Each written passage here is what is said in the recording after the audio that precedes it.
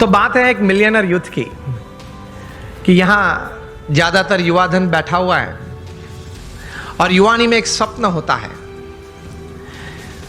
जिंदगी में कुछ बड़ी बात हासिल करने की एक तमन्ना मन में होती है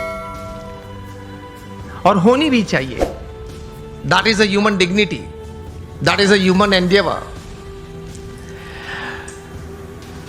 तो ये बात का विषय यह है कि हमें जीवन में समृद्धता चाहिए, हर तरीके से जीवन में एक प्रगति चाहिए और सब प्रगति, when all progresses they come together they become success, सिद्धि भी चाहिए। कहीं सालों पहले होगी बात, 30-40 साल पुरानी, 30-40 साल पुरानी बात यह है कि थोड़े विचारक इकट्ठे हुए और उन्होंने कुछ ये सोचा, इतिहास के पन्ने देखते देखते कुछ बहुत सफल लोगों के जीवन चरित्र पढ़ते पढ़ते कि कहीं प्रसंग ऐसे बने कि ऐसे सफल व्यक्तियों के जीवन में कभी ऐसी बात थी कि उनके पास रिसोर्सेस सब अच्छे थे, प्लेटफॉर्म्स, बैकग्राउंड, सपोर्ट सिस्टम्स सब अच्छे थे, लेकिन कम सफल हुए या सफल नहीं हुए या बुरी तरह से भी उन्होंने जीवन में निष्फलता देखी। और दूसरी तरफ गौर करते हुए कुछ ऐसी भी बातें उन्होंने पाई इतिहास के पन्नों में से कि रिसोर्सेस कम थे, मतलब पढ़ाई भी थोड़ी कम थी, कुछ फैमिली सपोर्ट कम था, कुछ फाइनेंशियल बैकग्राउंड ठीक नहीं था, समाज में से भी सपोर्ट सिस्टम्स, प्लेटफॉर्म्स कम मिल रहे थे। इस परिस्थिति में भी इन लोगों ने जीवन में बड़ी सफलता पाई। तो ये सब विचारक द्विधा में आ गए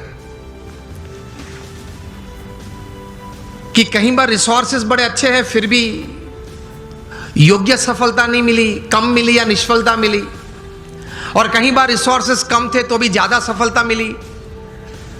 तो मतलब रिसोर्सेस के अलावा कोई और भी कारण है जिसकी वजह से एक बड़ी इंपैक्ट जीवन में, इधर on the side of success और on the side of failure, it is seen, it is observed, it is experienced. 10-12 साल तक गौर करते करते ये सब विचारक पश्चिम की ये भूमि में एक निश्चित विचार पे आए कि whether you have lesser resources in life और more resources in life to attain all kinds of progress and thus success in life, उसकी गिनती थोड़ी कम है, लेकिन उससे ज्यादा गिनती है आपके जीवन के विचार, आपके जीवन का अभिगम। आप कोई भी परिस्थिति में, कोई भी संजोग में, किसी भी व्यक्ति के साथ कोई कार्य करते करते, कोई संबंध रखते रखते किस प्रकार के विचार रखते हो, इन परिस्थितियों में किस प्रकार का अभिगम आप रखते हो, that counts more in your success than resources. ये एक बात तैर हुई, ये एक बहुत बड़ी बात तैर हुई मनुष्य जीवन के लिए कि आपके पास जो रिसोर्सेज है, धन है, वैभव है, सत्ता है, बैकग्राउंड है, प्लेटफॉर्म्स है, उससे भी ज्यादा कोई एक फैक्टर जो काम करता है आपके जीवन में बड़ी सफलता के लिए, तो वो है आपके विचार और आपके अभिगम।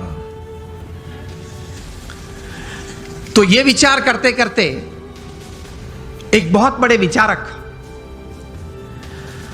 अमेरिका के बहुत बड़े thinker and management Guru Jeff Keller ने एक पुस्तक लिखा और इस पुस्तक में यही बात उन्होंने बड़े विश्वास से, पूरे संशोधन के साथ, बड़े अच्छे शब्दों में उन्होंने पेश की। और यह पुस्तक का शीर्षक उन्होंने लिखा, एटीट्यूड इज एवरीथिंग। मतलब जीवन में जो कुछ भी है वह आपके विचार और आपके अभिगम है। इस पुस्तक में जेफ केलर ने लिखा, I would suggest all of you to read this book and specially the youngsters who are into family businesses और they are professionals. Attitude is everything. जो कुछ भी है वो अभिगम है। इस पुस्तक में वे लिखते हैं कि success begins in the head, so think right. विचार आप सही प्रकार के करें। दूसरे विभाग में यह पुस्तक में यह लेखक लिखते हैं, your words decide your personality and character. आपके जो शब्द हैं, जो आप बोलते हैं, वो आपका चारित्र और आपका व्यक्तित्व दोनों का निर्माण करता है। तो इस प्रकार का सक्सेस हमें चाहिए, that at the end of your life, जब आप 80-90 साल के हो, तब आप अपनी छाती पे हाथ रख के बोल सके कि yes I lived my life. भगवान ने मुझे यह 70-80 साल का जीवन दिया था, 5-10 प्लस माइनस भगवान की कृपा से, लेकिन वो मैं जिया, आई लिव्ड इट। इस प्रकार का एक संतोष जीवन के अंत समय में आए, that is your life well lived. तो उसके लिए थोड़े विचार और थोड़े अभिगम, और उस विचार और उस अभिगम को बेस बना के, फाउंडेशन बना के, कुछ स्पष्ट प्रकार की वर्तणुक भी जीवन में चाहिए। Remember, success never comes overnight, it is one step at a time. मैं कई बार बात करता हूं कि आप हिमालय के ऊपर, एवरेस्ट के ऊपर हेलीकॉप्टर में जा पहुंचे तो आपका फोटोग्राफ टाइम्स ऑफ इंडिया में नहीं छपेगा। वो कब छपता है? When you go from the base and you walk from the bottom. तो success is not an overnight story. It is never a one day story. तो ये विचार सबसे प्रथम जीवन में स्पष्ट करना है। आप कहीं लोग को देखते होंगे, कहीं को मिले भी होंगे कि बहुत चंद समय में, थोड़े समय में बहुत आगे बढ़ गए, लेकिन इनके पीछे भी उनका पुरुषार्थ तो रहता है। कोई सही विचारधारा तो रहती है, कोई स्पष्ट प्रकार के वर्तन भी रहते हैं। तो उसमें एक प्रथम विचार यह है कि भगवान ने जो हमें यह मनुष्य दे दिया है, उसकी कीमत बहुत बड़ी है।